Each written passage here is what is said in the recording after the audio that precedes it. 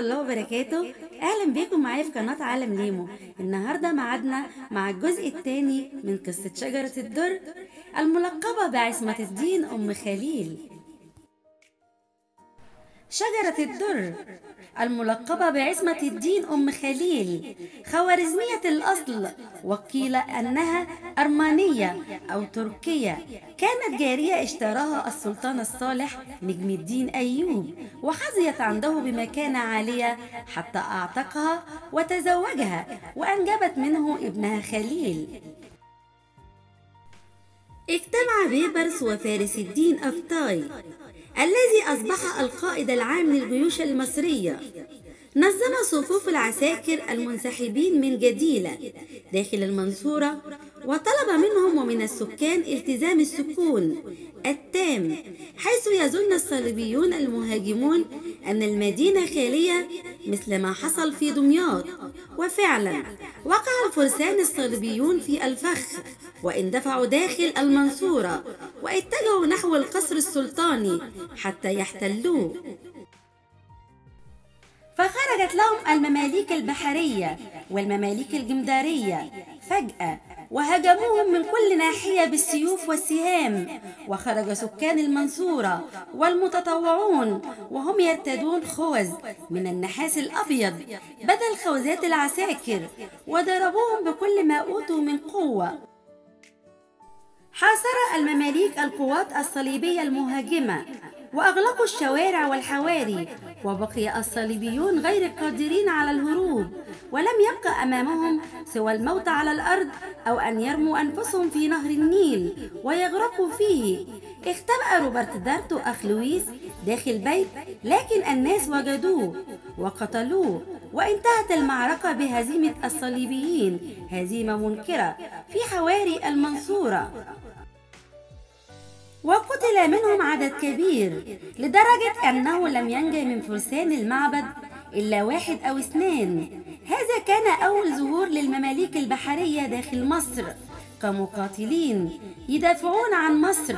وفي تلك اللحظة كان تاريخ مصر والمنطقة التي حولها يتشكل عن طريق شجرة الدر، ورجال دخلوا تاريخ مصر والعالم مثل الظاهر بيبرس، عز الدين أيبك، وقلاوون الألفي وغيرهم. التخلص من توران شاه.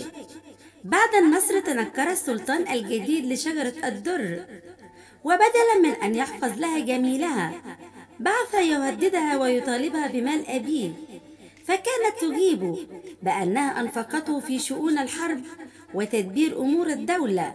فلما اشتد عليها وربها خوف منه ذهبت إلى القدس خوفا من غدر السلطان وانتقامه. ولم يكتفي توران شاه بذلك، بل امتد خنقه وغيظه ليشمل أمراء المماليك أصحاب الفضل الأول في تحقيق النصر العظيم وإلحاق الهزيمة بالحملة الصليبية السابعة، وبدأ يفكر في التخلص منهم، غير أنهم كانوا أسبق منه في الحركة وأسرع منه في الإعداد، فتخلصوا منه بالقتل على يد أقطاي. المبايعة. وجد المماليك أنفسهم في وضع جديد، فهم اليوم أصحاب الكلمة الأولى في البلاد ومقاليد الأمور في أيديهم، ولم يعودوا أداة في يد من يستخدمهم لتحقيق مصلحة أو نيل هدف، وعليهم أن يختاروا سلطانا للبلاد، وبدلا من أن يختاروا واحدا منهم لتولي شؤون البلاد اختاروا شجرة الدر لتولي هذا المنصب الرفيع. أخذت البيعة للسلطانة الجديدة ونقش اسمها على السكة بالعبارة الآتية: المستعصية الصالحية ملكة المسلمين والدة خليل أمير المؤمنين.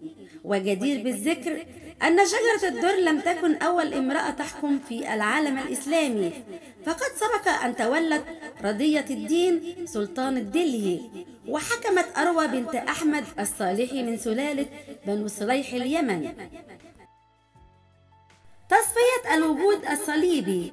وما إن جلست شجرة الدر على العرش حتى قبضت على زمام الأمور وأحكمت إدارة شؤون البلاد، وكان أول عمل اهتمت به هو تصفية الوجود الصليبي في البلاد وإدارة مفاوضات معه انتهت بالاتفاق مع الملك لويس التاسع الذي كان أسيرا بالمنصورة على تسليم دمياط وإخلاء سبيله وسبيل من معه من كبار الأسرى مقابل فدية كبيرة قدرها 800,000 دينار يدفع نصفها قبل رحيله والباقي بعد وصوله إلى عكا، مع تعهد منه بعدم العودة إلى سواحل البلاد الإسلامية مرة أخرى.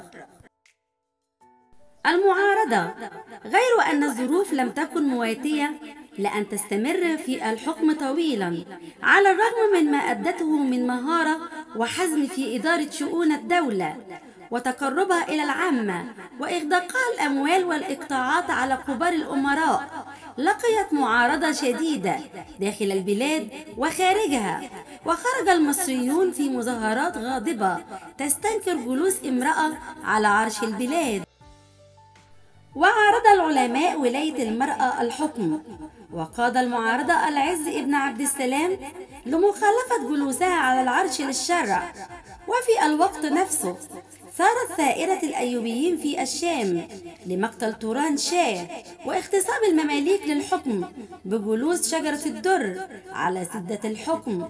ورفضت الخلافة العباسية في بغداد أن تقر صنيع المماليك، فكتب الخليفة المستعظم إليهم: إن كانت الرجال قد عدمت عندكم فأعلمونا حتى نسير إليكم رجلا.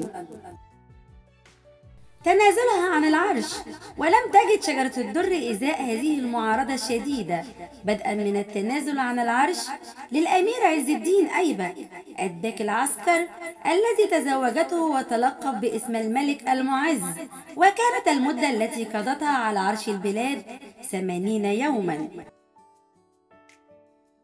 إلى اللقاء في الجزء الثالث من قصة شجرة الدر.